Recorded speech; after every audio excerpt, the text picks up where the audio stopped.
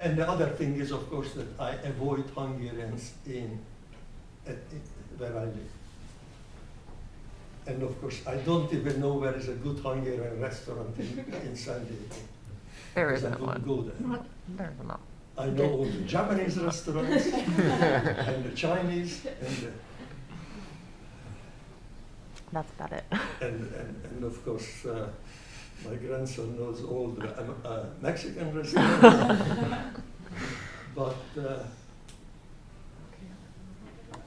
I always thought that my wife cooks much better than any Hungarian.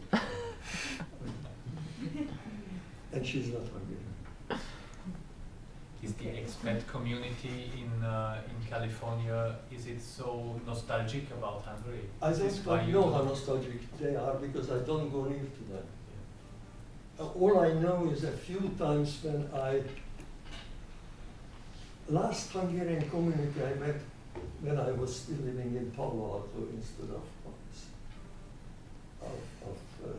San Diego. That's what happens when I go. Katie. Just I had turned out I became friendly with some people who were part of the community, and I found that they talk too much about Hungary instead of living their life where it is. You see. The older generation, of course, the younger, it was different. I mean, we had a nice Hungarian girl who looked after our kids when Brigitte and I went. I don't remember where did we go. Somewhere. Yeah. Ago, I have one more question that I am interested. After the revolution was crushed down in early November 1956, how was, you don't have to answer, but if you want to, how was within the family the decision-making process? Did you consult and speak on, I mean, leaving a country is a huge decision. Okay. How was this going? All I can speak is only for myself. Yeah. But about 6 months before the Hungarian Revolution, my wife was killed in a traffic accident. So the grandmothers of these kids were dead. And she left me with a 5-year-old boy. So I asked my parents, I had an apartment here in Buda, I asked them to come up and help me to raise the kid. And then one day I found out that the secret police was after me. So I took the kid. I just simply decided that I'll go west. I mean, I don't want to. And I didn't consult anybody. No. I didn't know, I really don't know what happened with other people. But it was a special, of course, situation. Your parents, how did they react to Well, your they decision? were very sad that we left, and actually 56, I don't know, 5 or 6, 3 years or 4 years later, they joined us in England, and then afterwards in the United States. But for about 3 years, at least for 3 years, they were here on their own. And I was the only child. Mm. But of course, on both sides there were a lot of relatives. Well, they were sad that they didn't see their grandchild, not for me, but their grandchild. But I really don't know how other people did it. I met quite a few men who left, who went out and left their life here. Oh, I get the out later. And of course, I don't know how many of them.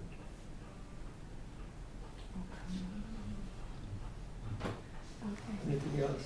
Yes. How did you find out about the issues with the secret police that you were having? For that, I have to go back. That the first part of the revolution, I didn't take part. I really couldn't. Like, the first part of the revolution was Hungarians against Hungarians. The revolution against the secret police, and I didn't like the secret police, but I couldn't shoot another Hungarian. In the second part, I had a fairly short role. I sort of got caught up in the castle. There were quite some fight against the Russian tanks were coming up, and we started to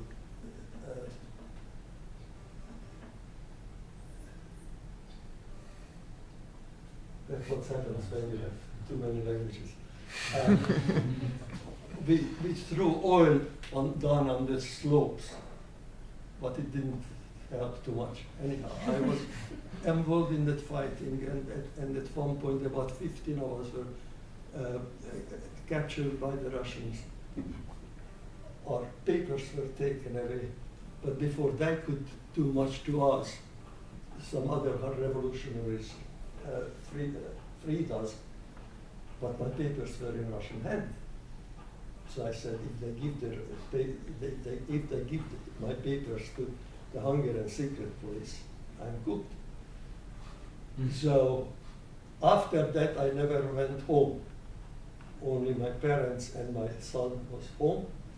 Every day I slept some other friends, and every day I phoned my parents. And one day I said, they told me, they were here looking for you. So I told them, tomorrow morning, I want, please bring my kid to the Kalamföld station, and we take a train west. And that's how it started.